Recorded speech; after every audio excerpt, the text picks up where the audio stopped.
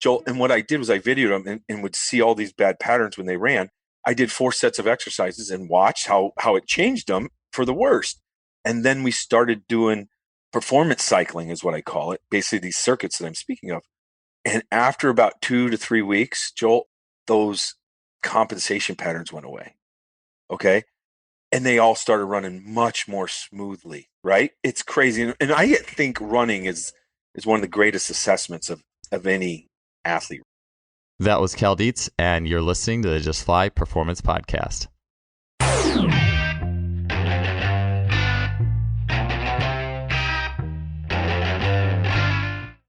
Today's episode is brought to you by our longtime sponsor, SimpliFaster.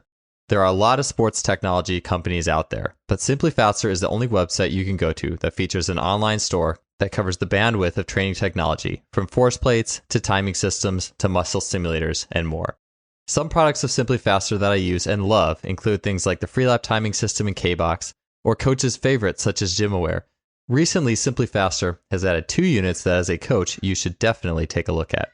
The first is the Muscle Lab Contact Grid, which is an extremely affordable and portable, step-by-step, literally, system to collect data on jumps, bounds, sprints, agility, hurdle hops, and really as much as your creative mind can imagine.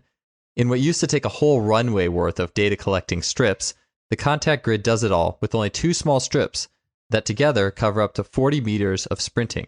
Ground contact time, step rates, rhythms, and beyond are at your fingertips with this device. Another new unit, the VO2 Master, is an ultra-portable gas exchange analyzer. Don't guess on energy system development when you can get direct insight into VO2 capabilities in relation to specific sports skills, rather than being hooked up to tubes on a treadmill or worse yet, a cycle ergometer to get a VO2 max. Think of the VO2 Master as your own gas exchange lab without the tubes and wires. Deepen your analysis in the specific conditioning preparation of your athletes with the VO2 Master today. These products and incredible customer service make SimpliFaster your go-to for your sports technology needs. I'm happy to have partnered with them in sponsoring this podcast. Their support has been tremendous, so check them out today at simplifaster.com. That's simply with an I, faster.com. Hey everybody, welcome to another show. French contrast training, which is basically a form of complex training with 2 separate waves alternating weights and plyometrics, has been one of the biggest shifts or discoveries, whatever you want to call it, in my own coaching career, and then even in my own personal training. Cal Dietz and Chris Korfis put out a book maybe a little over 5 years ago. It was the Triphasic Football Manual, and it was this French contrast combined with the triphasic training methods of alternating the repetition type that led to huge increases in vertical jump in their athletes. And I found great benefits of using that method as well. So complex training has always been a part of my regime. French contrast has advanced it. And today I'm going to talk with Coach Cal Dietz about some modifications that he has been making to his contrast and complex methods that revolve very specifically around improving sprint technique. I think I just recently mentioned about the improvements and gains from triphasic, from the French contrast. And a lot of that was immediately seen in vertical jump. Like that's the big and maybe easier thing in some respects to improve in the weight room, because it's a lot of weight room methods they're vertical, they're bilateral, sagittal, they kind of look like vertical jumping, whereas things we do in the weight room tend to not look as much like sprinting. Sprinting is the fastest and most coordinated and most complex thing, essentially, that athletes can do. So it's a little bit harder to find transfer, but Cal Dietz is always searching for means, methods, and ways to make things transfer to speed better. And if you've been in the coaching game for a while, I think we know that speed truly raises all ships. Many of you likely know who Cal is, but just a quick background, Cal has been on this show 4 times. Cal has worked in Olympic sports at the University of Minnesota since 2000, has had tremendous success there. He's also consulted with Olympic and world champions in various sports and professional athletes as well. Cal is the co-author of the top-selling book Triphasic Training, as well as many other training manuals. And his recent show on single leg versus bilateral training and progressing single leg into double leg training has been one of our most popular episodes ever. So on this show, Cal's going to talk extensively about his own complex training methods. He's going to chat about his 20-yard dash test, getting 5, 10, and 20-yard splits, and using this to make an athlete's training a little bit more specific to their particular needs. Basically, this is an episode that really, truly revolves around sprinting and modifying the weight room, block periodization, and your entire system to make an athlete faster. This was a great episode. It's always awesome to have Cal on the show, and it was fun talking to him again. Let's get on to it. Episode 244 with Cal Dietz. Cal, awesome to have you back on the show, man. First question for you. This may be not necessarily about training details, but one of the quotes you have said, I think at a seminar, I've heard this in person, but like, you have to break a lot of eggs to make a cake. And I know us coaches have all been there with breaking eggs, trying stuff that didn't work quite like we thought it would. For me, maybe one of them was doing 1x20 with like super sprinter type people, type 1 sprinters. That was not perhaps the best thing that I've done. But I'd like to ask you, in the process of either triphasic and you do so much in your training program. So what are some of those, I guess, proverbial eggs that you've broken over time? And like, I have to say, people didn't break, right? But necessarily, because I mean, theoretically, athletes have so much ability to handle stress. But the soreness in the like, for example, I remember first year as a strength coach here at Minnesota, I had the best swim team in the Big Ten. And I remember I did a high volume day on a certain deal. And it was a lot of volume with the swimmers. And you've trained for swimmers, Joel. And then coach really didn't care at that time if we swam fast, but they were really bad. Like, Joel, they were really bad, right? So he goes like, Cal, I don't know what you did, but so this is the beauty. He was like, they were so bad. I'm like, oh, okay, that was my fault. I'll back off. He's like, all right. He's like, I'm like, sorry, what, do you want me to let him know? He's like, no, I'm just going to tell them they're soft as shit. And we're going to move ahead to toughen up. This will be a good lesson. And I mean, we won the meet. We killed whoever team was here, right? But just like, and then, and a lot of it had to do with when I place stuff in.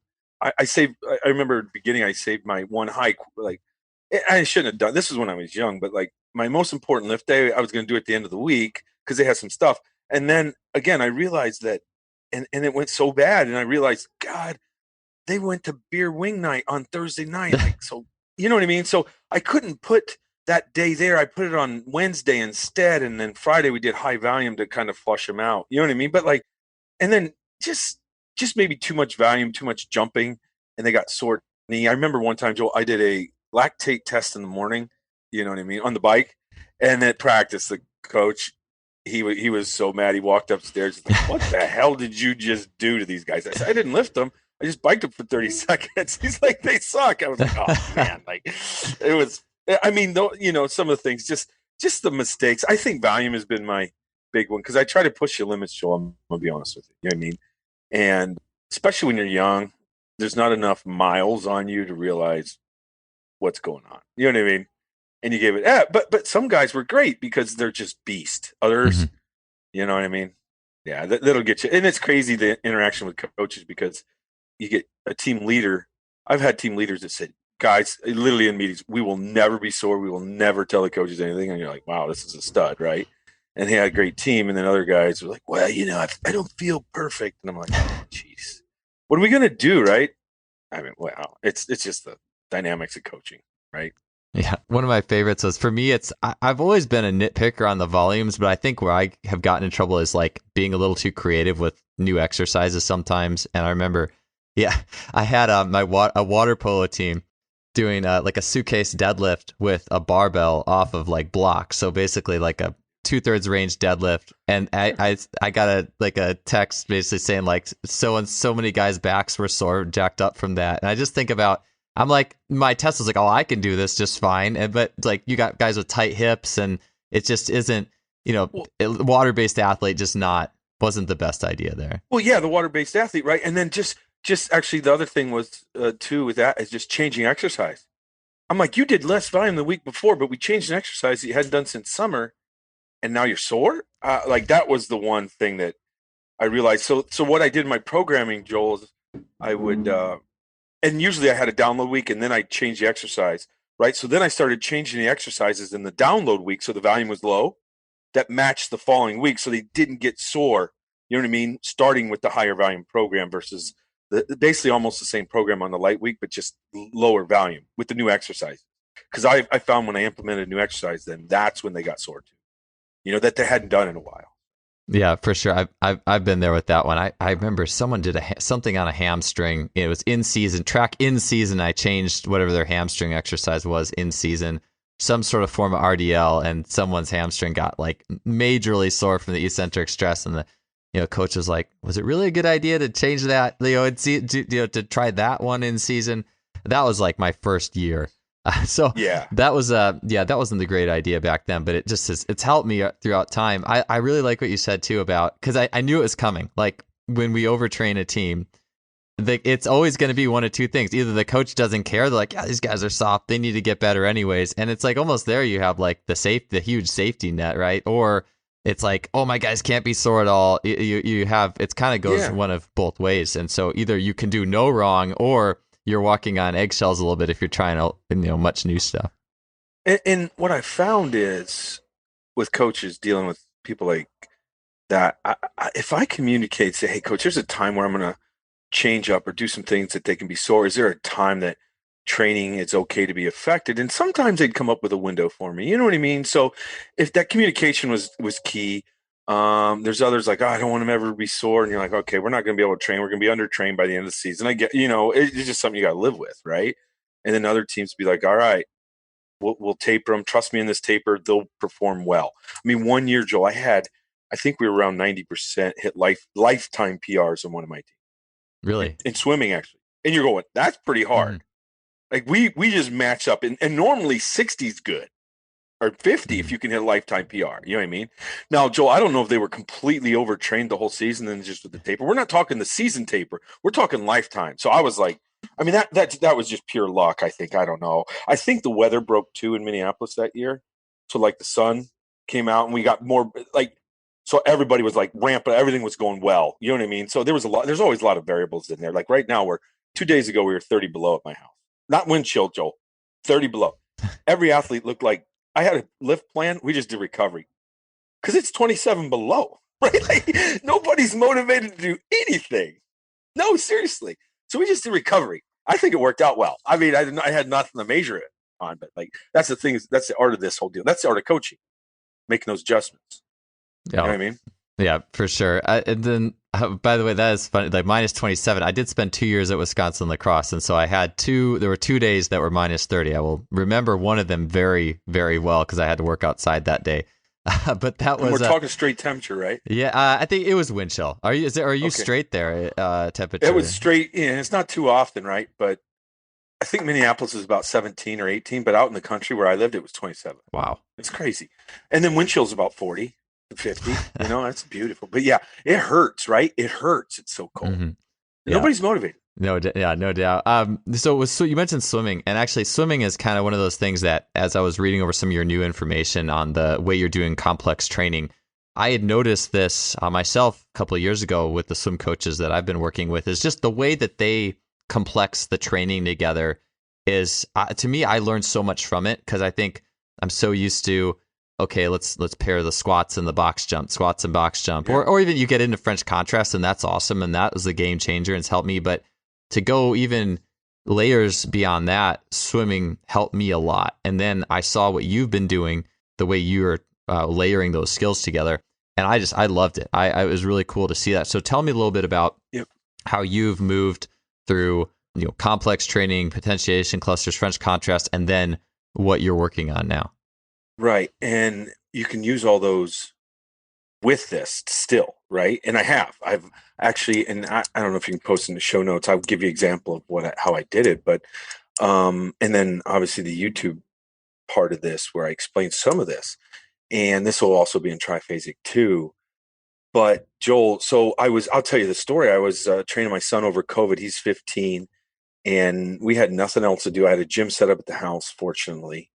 And we had nothing else to do but train. So we trained 3 times a day, 6 days a week. Okay. And some Bulgarian stuff, right? But it was perfect. He'd go up, do some schoolwork, come down, we'd do some German volume training too with that. So we did 10 sets of 10 some days at the end of the week, right? On an exercise, hex deadlift, or even squats. And then, so anyway, long story short, and he wanted to do it. But one day after squatting, I think we did 4 sets or 5. Yeah, 5. What transpired, Joel, was I videoed him after his warm-up sprinting, and then I videoed him after the squat again. And I noticed him undulating up and down, which tells me that he's more of a quad dominant athlete, which I call a primary neurological compensation pattern for hip flexion, right? So his quad had turned on, and when now hip extension, when he was accelerating, I saw him just undulating more, and I caught it on video, and I was like, what just caused that? Was it the squats? So I'm going, there's a neurological pattern being created from his warm up, and the only thing we did was 5 sets of squats in a row, and I'm going, this is a problem. And then we did 5 sets of like reverse hyper and glute hams, and I had him run again, and Joel, it disappeared. So I was like, is the squat exercise bad? So I tried it on some other quad dominant exercises, right? And the same thing happened. So then I began to realize, and then I could fix it with the glute ham. And now at that point, I know RPR and be activated, and you're like, I could have fixed it anyway, but I was like, I got to actually figure out this whole concept without inflicting this or any changes, I should say. So, Joe, what I did was, if it goes away from if it goes away from undulating when he runs after the squat, I'm like, if it goes away after I do the reverse hyper and glute ham, well, let's just pair these together. So basically what I did was I paired the squat with a glute ham hyper, and then I had him do sets of those. I'd cycle it, squat, glute ham hyper, and then I had him do sets of those, and I kept filming him, and it never caused a compensation pattern. And with that being said, I think that concept right there. So basically, I trained an agonistic muscle with the antagonistic muscle, right? So Joel, what happened was it didn't cause a compensation pattern, and what I call it kept the global neurological sequence of the nervous system in the right pattern the whole time, and it optimized it. So the global, that sequence that I'm talking about, was optimized by pairing the exercises together.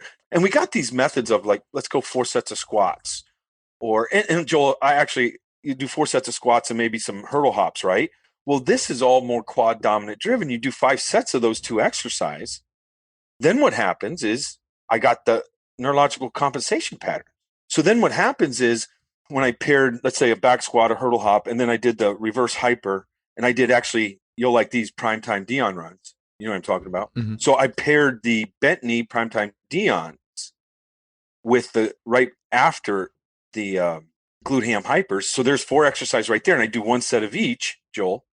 And what would transpire is he never got that pattern, that negative effect. Now, look, Joel, I've been training all these years, and I just caught this for the first time over COVID.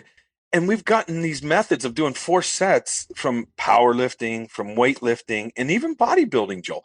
So I'm going, this isn't optimal for athletes, is what I began to realize. So 4 sets in a row is actually it's actually screwing up what I call the global neurological sequencing of the right movement. And with that being said, Joel, I was like, and now you need to do it in powerlifting, right? If you're powerlifting, you need to get ingrained, grease the groove, right? You need to do that whole deal. Weightlifting, you have no other options except doing the pattern. Bodybuilding, Joel, you need that 4 sets in a row to cause a metabolic effect for hypertrophy. Does that make sense? Obviously, I think it makes sense to everybody. So basically, people say, well, is it a circuit then? I'm like, yes, it's basically some level of a circuit now. But you're pairing exercises together to like not cause a compensation pattern by doing exercises four in a row, and people say, well, is it the squat? No, it's not the squat. It's other things. It's the other exercises. So I'll be honest with you. So what happened was I had about 40 athletes come back right when we got COVID, Joel. And when they came back, I mean, the compensation patterns they had, because they were with other people, I should say, and I call them personal, maybe I'll call them personal terrorists. I didn't start that, right? But I saw a lot of compensation patterns, fortunately, and then I didn't fix them. I didn't fix them with RPR. I went 12 weeks when they all came back without doing RPR or anything to help that global neurological sequence. Joel, and what I did was I videoed them and would see all these bad patterns when they ran. I did 4 sets of exercises and watched how it changed them for the worst. And then we started doing the performance cycling, is what I call it, basically these circuits that I'm speaking of. And after about 2 to 3 weeks, Joel, those compensation patterns went away. Okay. And they all started running much more smoothly, right? It's crazy. And I think running is one of the greatest assessments of any athlete, right? So on the survival mechanism, if you think about it, number one thing's protect the head, right? Or your brain. So that's why, and your eyes are part of your brain. You blink your eyes, you move your head. The second would be protect the spine. But then in that whole process, like we're wired to run. So running's the most reflective thing we do, in my opinion, and the most complicated. And it's like, if you can use running to assess athletes, and I think Chris does a great job from foot position as takeoff on the ground to knowing what muscle fibers aren't working on the glute med. I mean, it's pretty amazing stuff. You're sitting here going, this is what I saw. And as it was an improvement without any intervention of, let's say, RPR or anything like that. And so, yes, Joel, I've been doing this wrong. I realize, and this is a pill you have to swallow. I've been doing this wrong, in my opinion, for 21 years. I just found a more optimal way. I should say it was less optimal because what I did, and everybody gets results, right? You would hope if they measure stuff. I don't know. Some people don't. My athletes got better, and I measure, and you're like, okay, this is working really, really well. And anybody that had a compensation pattern, the sequencing seemed to work. The global neurological sequence kind of came back into play. And I call global neurological sequence, it's just the order and sequence your body moves, right? Joel, people think, hey, some people train the muscles, some people are training neurological or the brain, right? They say, but like a cadaver has a brain and muscles and it can't move. You know what I mean? So it really comes down to the neurological system. The nervous system initiates thought and movement.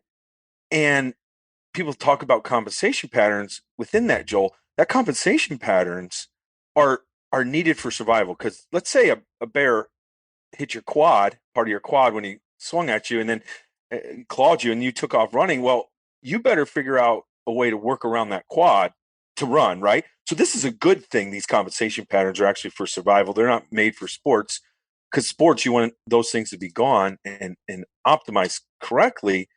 And, the crazy thing, I don't want to say people have been doing it wrong, but I think the perspective that you have to look at this is that with the global neurological sequencing, the nervous system is key in this whole deal. And this training concept will help optimize the sequencing of the muscle firing so that you can get the highest level performance. Does that make sense with this performance cycling method I speak of? Yeah. I like how you mentioned like I think this is a young industry and we're still, we're going to optimize every year. We're going to get a little more optimal than the year before. And let's hope. When both you and I are talking about the things that we've done in the past, that maybe there's athletes who are always going to survive. There's athletes who are always going to thrive. Almost even if we throw some stuff that's not like, I think about, we've probably over squatted athletes in the past, and there's athletes who still figure it out, but there's going to be a lot of athletes who that didn't help out very much. And I like that, especially what you said with sprinting, like it's got to come back to sprinting in the sense that, and speed is so by and large the thing that, I mean, there's a lot of athletic skills out there. You can coveted, run, jump, throw, whatever. But for some reason, and I think it's because speed is almost like the pinnacle, core, everything has to be working really, really well. It's an indicator, Joel. It's your barometer, right? In my opinion. Would you agree? Yeah. Oh, for sure. Yeah. If you got faster, you're clearly going in the right direction. The human organism is more it's more powerful and it's more functional. And hopefully that stuff can transfer over to other things you're doing too. Yeah. To me, speed is the key indicator. That's my primary. I mean, Joel, I test speed every 2 weeks on a 20-yard dash with my athletes, right? And if they're getting better. Now, there's times where they get slower. I remember I created a 10, 20-yard dash tool. It's on my YouTube page too. Maybe you can smack the link or we can get to it for the listeners. But Joel, I remember he comes to me after 6 weeks and we were basically using the 10, 20-yard dash to indicate what training protocol you use. He's like, it's not working. And I run a high volume program. I'm like, what do you mean it's not working? He's like, well, everyone's gotten slower in the last 6 weeks. I'm like, I know. I said, this is what happens because it's, and so I said, why don't you just put the times and graph them out? So then after 6 weeks, we did a download week and then we did some speed. And then week 8 and then week 10, everyone had gotten faster than they've ever been. I said, graph it out. And he graphed it out. And I'm like, what's that graph? And he goes, super compensation, isn't it? I said, yes, there you go. Right. Like I said, so now you can actually use that tool to get faster every week, but you got to nail the value, right? You have to, if you want to get a little bit better every week, you got to get the right amount of value. But to me, in the off season, you need to super compensate, right? You need to get into that, I wouldn't say dark side, but you're getting not as fast at certain times, but you need to know when that time to come to to take advantage of that compensation and then peak on it and get your best results, right? So that's the art. That's another art of coaching. I know a lot of people say, well, you shouldn't do that. You want to train the right amount every time. But I'm like, if you train the right amount every time, my opinion is, Joel, you don't create adaptations in systems that you're going to need later to get improved, right? So everyone says, oh, just do the right amount so then you get a little bit better. Well, but at some point there's going to be a rate limiter somewhere, and you're going to have to address that rate limiter at the highest level, right? And that's why I like block method, because I can focus on that rate limiter. And when you focus for 2 weeks on the rate limiter and you address that problem, then you're able to raise the ceiling of everything. You know what I'm saying? Yeah, I actually have a question. I had a question about to dig into the squatting, but before I get to that, actually, I would like to ask you this because it's something that I think about is block versus serial. I know you've back, in your experience working with track and field. This is probably a while ago, but I know you've worked with coaches who are into the Bondarchuk method, which is it's like the opposite of block training. It's just pick. And so I'm curious what led you to a more of a formal block overload where you're really intentionally creating overloads. And then I want to have a few follow-ups on that one. Well, so for example, if you find a quality that you think somebody needs, I'm like, if you do, let's say, a program where, okay, we're going to do that quality every Friday for 8 weeks. Okay, that's great. But I want that quality fixed in 2 weeks. So I'll do, let's say it's eccentrics. I'll do eccentrics every day for 2 weeks, right? And I guarantee you, I will get greater results of the eccentrics at the end of those 2 weeks or the week after than you will if you did it one time a week over 8 weeks, right? Because, and we're talking about qualities, and the stigma with blocks, say, oh, you're only training eccentric. Well, that's my focus. But look, I've seen changes in the vascular system and changes in the heart, right? The cardiac system. I've seen changes in speed when you're training. So it's not like one quality, and I'm talking about major qualities in performance. It's not like training one quality, you lose all the other ones. You know what I mean? You don't use, you focus on eccentrics, you're not losing strength. You know what I'm saying?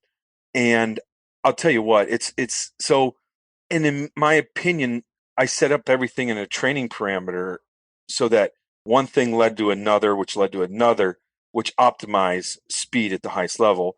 And I do more, would you call it sequence training or just the mixed training methods, whatever you conjugate, whatever you want to call it, right?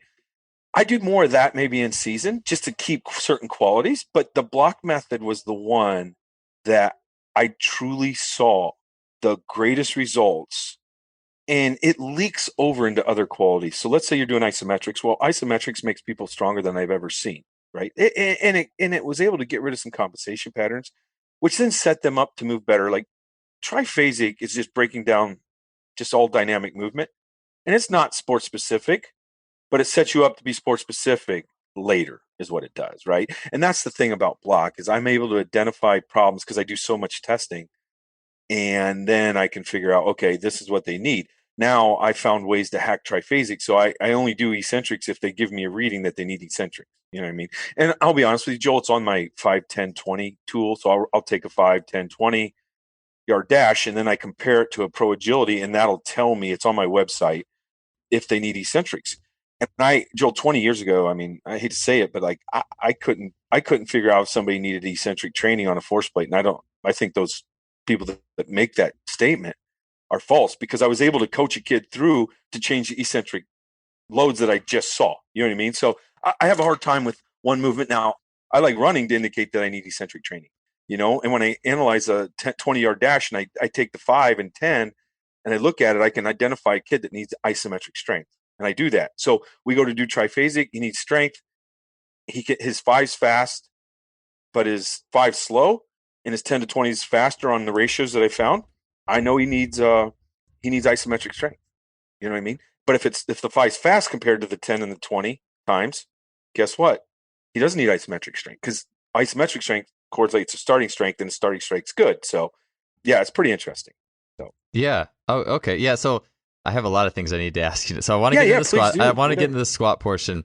And I also want to get into this 10-20 thing. So I'm gonna ask you about the squats now, and then let's segue into some of the finer details of the 5, 10, 20. And I love how you take it all back to sprinting. I mean, it's just how many coaches just hang their hat? Oh, so you set a squat PR. Got strong. You got stronger. You like, but it's like, well, did you get faster? And that's and your sport's running. Like, yes, it's so crazy, right? But even if you're even if you're like a volleyball player, you're not really going to sprint much over 10 meters. I don't think getting fat, like Bruce Nextator's talked about, he got athletes to jump higher, volleyball players, by exposing them to max velocity. Dan Fichter said something to this tune too. If you're improving your maximal velocity ability, like that even goes further than training jump ability. Because if you improve your max velocity, you're probably going to jump higher. You can jump higher, but probably not necessarily improve your max velocity. You might, but it doesn't work the other way around as much. I completely agree, Joel. Like, max velocity is an indicator of potential in the nervous system. Let's be honest, right? Like, and if that potential is high because your max velocity is just flying, then guess what? You got no. So, and let's say you hit your lifetime best in max velocity, but you haven't trained vertical jump. I would say that you might match your vertical jump, and if you trained it for 2 more weeks, you get some good results. Yes. You can get your right. Like, so it's just an indicator. But it all goes back, and there's a lot to vertical jump, and as you know, obviously, there's a lot to vertical jump. They're just that measurement, from foot problems to lack of mobility or whatever whatever the cause is. But that running, again, Joel, is the greatest single indicator of what's going on. Yeah, that high speed coordination rises all ships for sure, and I agree. Yeah, it may be that vert didn't go up. As soon as you pop that skill in and train it for a few weeks after you've improved your system, it's gonna your velocity. Yeah, you're right. So the squat. So I think this is interesting because the French contrast that you've popularized, and then you and Chris's book that went out maybe 6 years ago, the football triphasic with all the the French contrast stuff in there. That's been that's changed a lot for me. That book was a big, if I had to list like the top 5 training paradigms that changed how I was doing things. That one was a big one, and so that. But what's interesting is what you were just talking about was a little bit of a steer off of that initial system, because like if you did a triphasic set, it would be like all maybe vertical based. Like it's a squat, it's a hurdle hop, it's a speed squat, and it's a assisted, all vertical.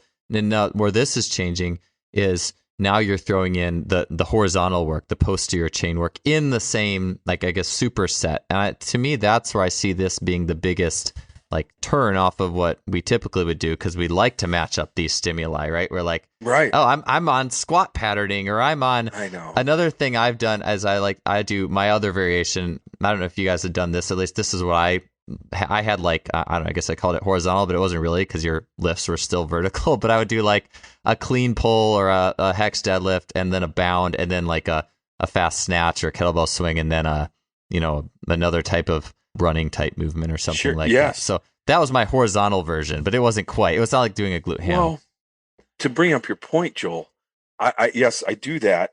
And for example, let's say, so right now, I'll just give you a quick example of one series of 6 exercises, or it might be 7. Actually, I put 8 in my performance cycle. So I did a single leg safety split squat. Then I do my hurdle hop, which then goes into, as soon as I'm done with my hurdle hop, Joel, I do a 20-yard sprint, right? Then I went over to the glute ham, and I paired the glute ham. I did the glute ham, and then they get off, and then they do a flying primetime Dion with a bent knee, because the glute ham, you're bending your knee. So I'm adding the hamstring in there too. And if people don't know, what else they call prime times, Deion Sanders, straight leg bounds. I think a lot of people are familiar with that term too. Yeah, straight leg bounding. So then that's the 5th exercise, is the prime times, right?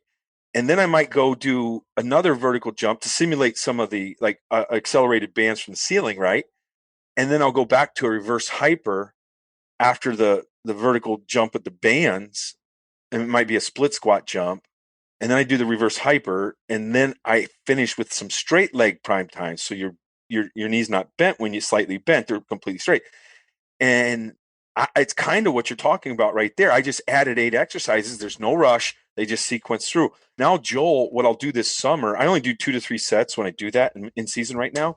This summer, what I'll do is I call it I think I mentioned it in Triphasic too, a biometric parametric, where I'll basically do a vertical jump before, and then we do that cycle, and I retest vertical jump. And the vertical jump is actually, that vertical jump before they start the next set is going to tell me how much fatigue level we've hit, so like an auto-regulatory. hands on the hips, vertical jump, and so forth. Yeah. So with that cycling, now, should I give away a little secret If you on want that to, one? yeah, go ahead. Yeah. Well, I'll include it in the triphasic, but Joe, when I was fortunate that I had some really advanced Kessler force plates that were like, it would tell forces in like 6 degrees, right? So the 6 degree force plate. So it would point an arrow. And when I was doing force plate testing years ago, 20 years ago, when I started triphasic, what I saw was quad dominant athletes, when they did their vertical jumps, they jumped forward, right? And I was like, why are these certain athletes jumping forward? And then I was like, these are quad dominant athletes, obviously. So when I say this, so when you walk in my weight room, instead of starting at squats, I have some of my athletes that are quad dominant, and I know who are quad dominant anyway, start, Joel, at the glute ham hyper. Because I even saw some of those quad dominant athletes do their squats and hurdle hops, and actually when they ran, they would undulate. So I would start my first set with my quad dominant athletes at the rear posterior chain exercise and then cycle through everything, which is actually better, Joel, for my weight room functioning. You know what I mean? So Hmm. everyone Oh starts, yeah, a when you have couple people. big groups and stuff. So yeah, so my point to you is, so how could I? Here's a way that you can hack it. So Joe, you get everybody on the line and you have them hands on the hips, close their eyes because the eyes will adjust. You actually could use a quiet room because the vestibular system will help them adjust their flight when they jump. But the athletes that when they jump, have them jump 3 times with their eyes closed and land, and your quad dominant athletes will have drifted forward. So if you got 10 kids, you take 5 that drifted forward the most, and you send them over to the glute ham to start that whole cycle. The other 5 go to the squats, and it's pretty interesting. You know what I mean? But I caught that many years ago. I've been waiting for like force plate experts to tell me this, but I haven't heard any of them. And I'll be honest with you, I didn't catch the forward where the engineering students that were here working with me, because I couldn't run these force plates. I mean, there was no way. They're complicated.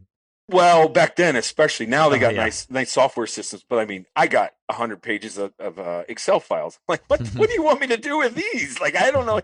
You know what I mean? Of all these numbers, and they were like, okay, well, these kids seem to be jumping forward, and I'm like, all right. I looked at their names. I was like, well, what the heck?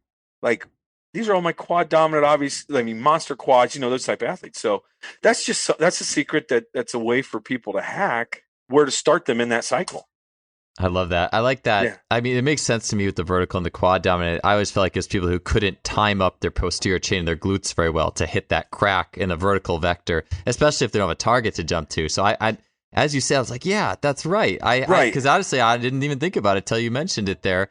But I'm like, yes, I've seen that a bunch of times. I've just never actually sat and been like, yes, this is quad and posterior chain dominant. It makes sense. Yeah. So the beauty of that is just, well, theoretically, to make it work, you need to probably do it. No, the radio can't be on because people will actually pick up sounds coming off the wall to help them stabilize and adjust their position so that they go more vertical. But you close their eyes, hands on hips, jump up, and you'll 2, 3, 4 jumps. You'll see them just start drifting forward, and those are your more quad dominant athletes and send over. Yeah. But you are right though. Sometimes it can also be the sequencing, right, of the muscles. So regardless, it doesn't hurt anybody that's not quad dominant to start somewhere else in that whole sequence, right? So you may just get, if you got 20 kids and there's only 4 that are quad dominant, then you might just pick another 7 to start somewhere else. You know what I mean? Just so that whole cycling that I'm talking about runs through your weight room really easy. And I'll be honest with you, Joel, it's honestly, it's better to do it that way with less equipment. So coaches with a small weight room actually might find they may be able to run more athletes through with that performance cycling, and you're doing a better job for the athletes, in my opinion, right? Look, and coaches be like, oh, Cal's told me I got it wrong again. I'm like, look, people, Cal got it wrong so many times. I've got, and I didn't break an egg there, right? Because I did 4 sets of an exercise and we move on. But like, I was just less optimal, Joel. It's like, and live with it. But now I found it. I hope to share it with people and they move on and help, make it better. So yeah, the overarching theme I'm getting is it's a big step away from, I don't know, it's almost like before, like you would define old school strength and conditioning as pattern centric. We're going to work squat pattern. We're going to work hinge pattern. And yours is we're going to work sprint pattern, and whatever sprint pattern you need, like your quad dominant, let's start with glute ham in this cycle. And then And it's you're always throwing the thing in there that's going to keep the sprint pattern at the premium. And one thing I like that Chris Korfus has said in the past, he's like, athletes who squat a lot tend to sprint like they squat. And so it's exactly what you're saying. You do those 4 sets, and even though you have hurdle hops in there, it's still a squat pattern. If you did the squat before it, you might set the hurdle hop up, honestly, to be maybe even less elastic than it could be too, or whatever. I mean, there's different ways to hurdle hop, but I can totally see that. So I love how it's a sprint-centric way of assigning the work. You're exactly right versus a pattern-centric, right? Like that's well put. I think you explained it for the listeners really well. Instead of just working on patterns, but again, Joel, that's what powerlifting and weightlifting people need to do is pattern work, but not my athletes, right? Not my athletes. Now, look, Joel, is sissy squats a worse pattern than, let's say, a power clean? Of course they are. I like power clean better, but I don't do a lot of power cleans. But my point is, if you're going to do a power clean, I would still follow it with a posterior chain, like for that athlete, right? To get that, because really the power clean is almost a squat, but you are using your posterior chain. But just start pairing it. And I'm not saying all the ones that I do, and I'll release them in Triphasic too, like things that I do are going to be optimal for that athlete. Because the only way you can optimize it, if we could literally figure out, well, you just watch them run. If they run better because you put it through a sequence, then that's that one. Now, it may screw up another person with the exercises, right? The exercises you choose that works for 80% of your kids might not be optimal for 20% of the others. So there's the next route. I don't know if I can go down that route for another couple years, but a way to what's optimal for that athlete that day. Have you put all the right exercises? Because that actually is a whole nother, it's a nightmare to think about. But as I told you, I'm looking into EEGs, and we're analyzing like binaural tones, which frequency is the best, and what zone. And we're also going to look at maybe at some point exercises which seem to be better than others for your brain. I think EEG is the way to go. We train with glasses. We will put those on. So we have that machine here now, and I'm pretty excited about the direction we're going with that. And then, well, you can have me back on and see what I find. And look, when I find stuff, it's my testing. It's not like, if I get 80% results, I'll tell you it works, right? Like, I mean, I'm going to tell you it works. I'm good with 80%. I've told people that bracing the core when they bench press made 100% of my athletes move the bar slower, right? I'll tell you that. People don't like it. They get upset, especially the people that wrote the books on core bracing, and they hate me, but whatever. I'm okay with it, right? It's much more effective when you fire your glutes. Obviously, we know that. But, ultimately, this whole thing is just trying to get it optimal for our athletes. That's what we hope, With the sprinting, so just assessment, you mentioned like maybe individual differences, or because I think that there's going to be some athletes who probably squat and run better following that squat than others. Maybe one athlete, it makes them a total neurological wreck. Maybe another athlete does it, and it doesn't. I mean, and you mentioned quad versus posterior chain dominant. So I mean, I was thinking, so you have the 20 to assess between, but you also have like you could use bounding as an assessment, like straight leg bounding, bent leg bounding. Like how are you looking at those as assessment tools and as they go along? So do you want to cover the 10-20 tool really? Oh yeah, let's do it. Yeah. So my 10-20 tool, Joel, I had all these numbers for years. I had probably 18, 19 years of 10s and 20-yard dashes. When I first started training, I had the back squat. So within a week window, I had a 10, 20-yard dash, I had pro agility, I had vertical jump with pause, bench, squat, power clean. And I had all these numbers. And I started looking at the 10 and the 20 because again, I love running, because running is the greatest indicator of what the body needs or has gone through.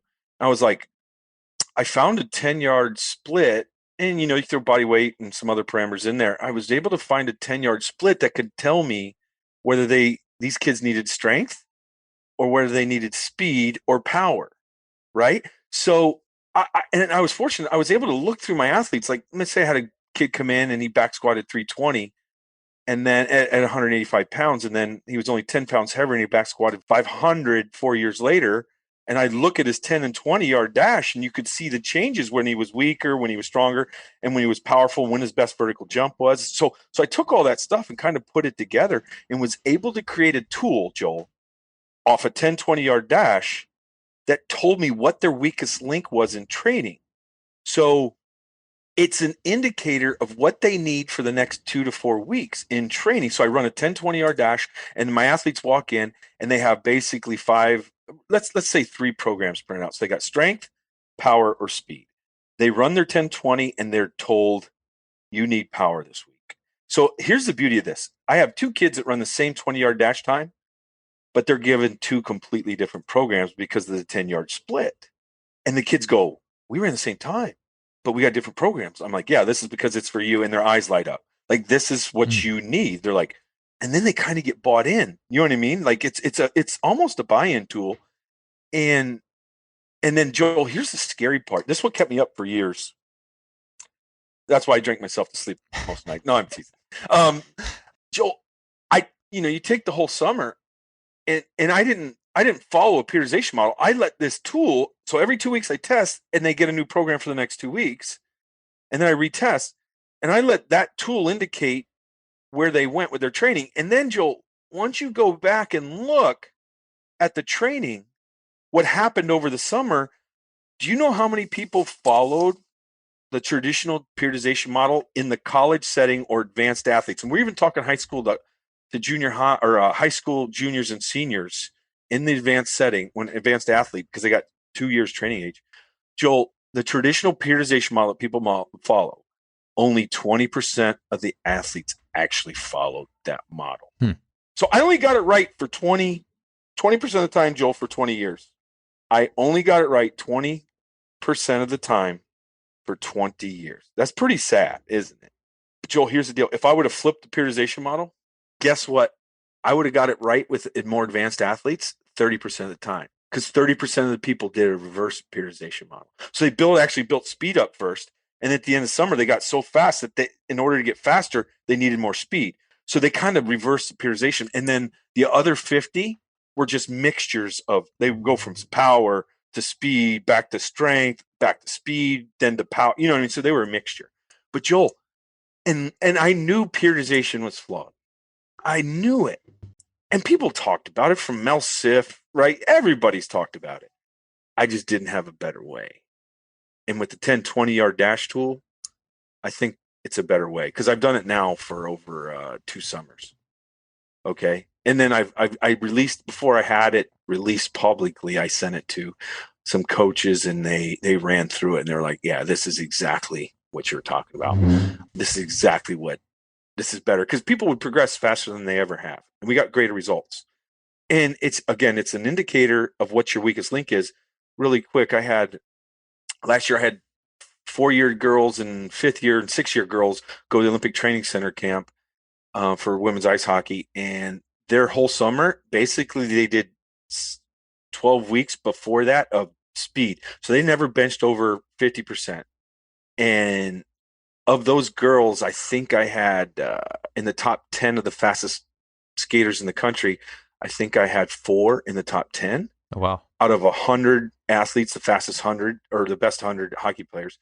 And then I had 3 girls that hadn't benched heavy in 12 weeks, did a 3-rep max, and were in the top 5 of bench press of the best 100 hockey players in the country.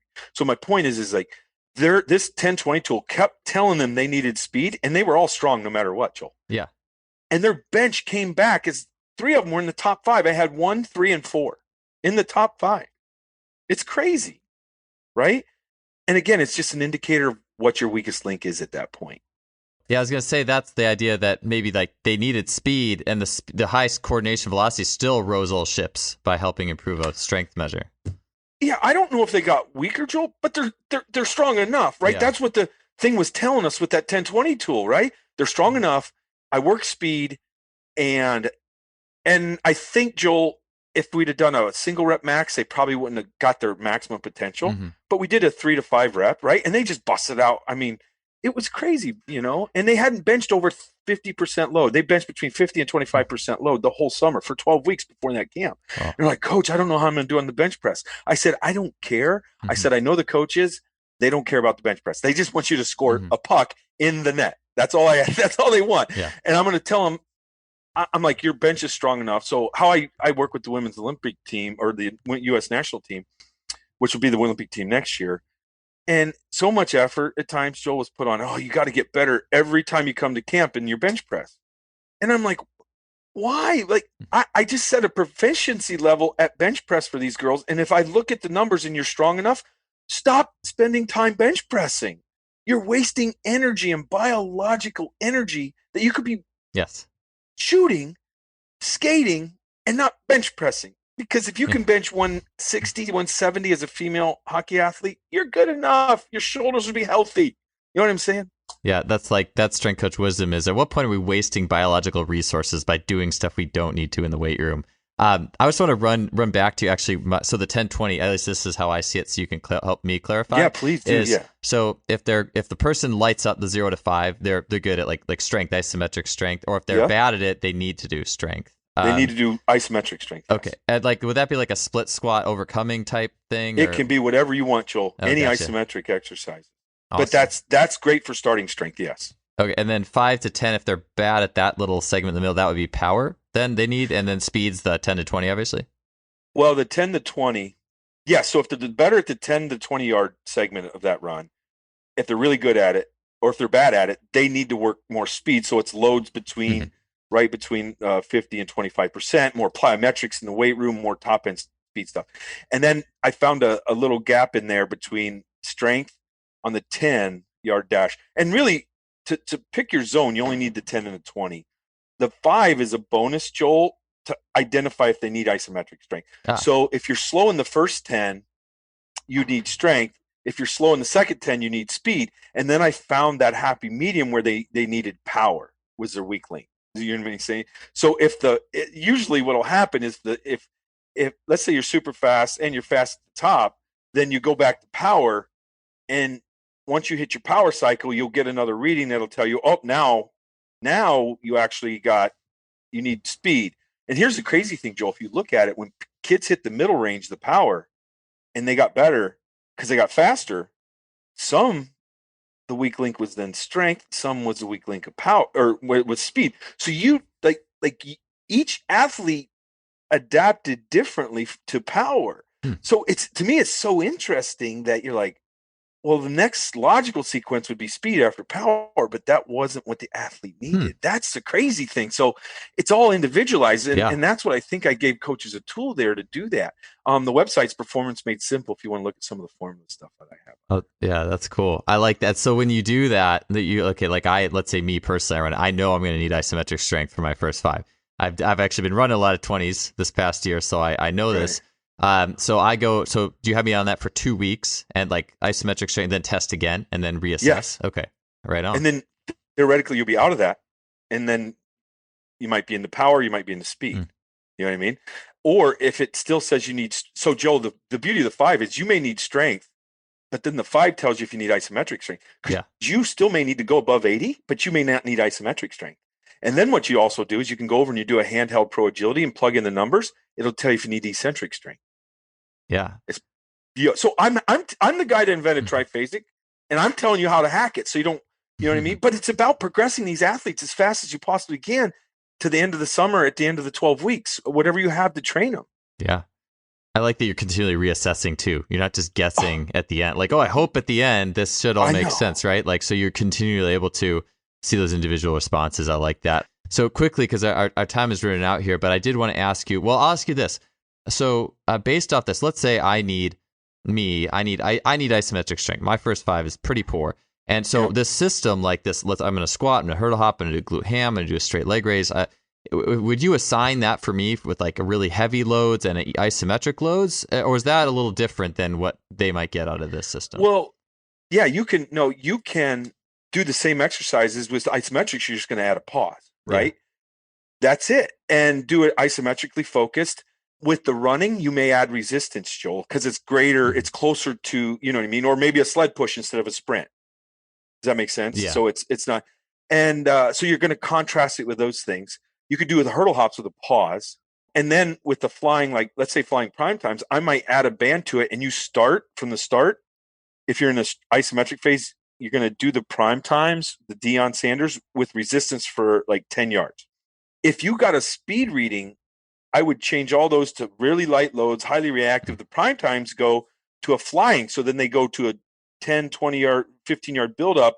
Then in the middle 10 to 12 yards, you hit the prime times in the flying mode because you're in the speed mode. Does that make sense? Yeah. So you can use the same exercises or you can choose other exercises. I'll be honest with you, Joel. The best single leg exercise for leg strength I've ever seen. And I've tested, I got two 1080 synchros in my gym, right? They're 50,000 a piece to test strength.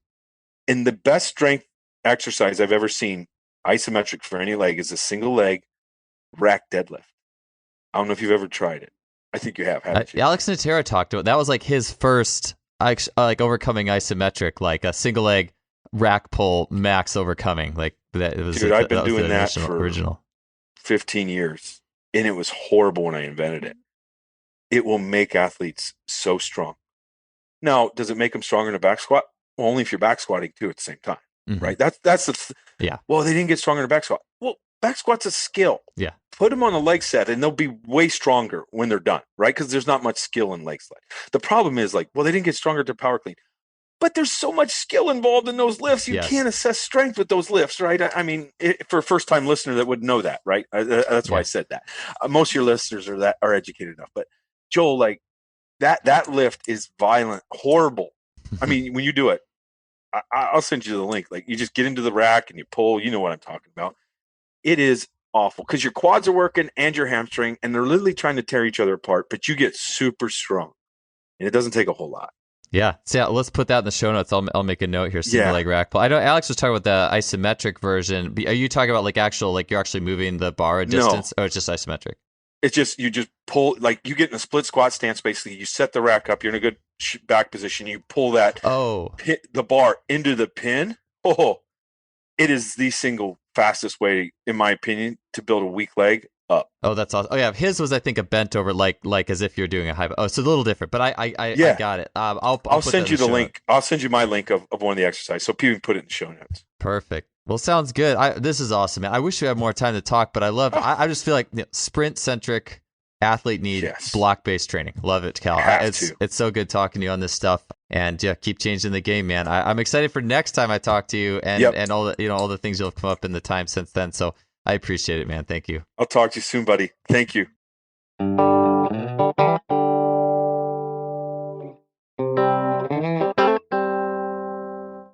Thanks for tuning in for another show. We'll see you guys next week.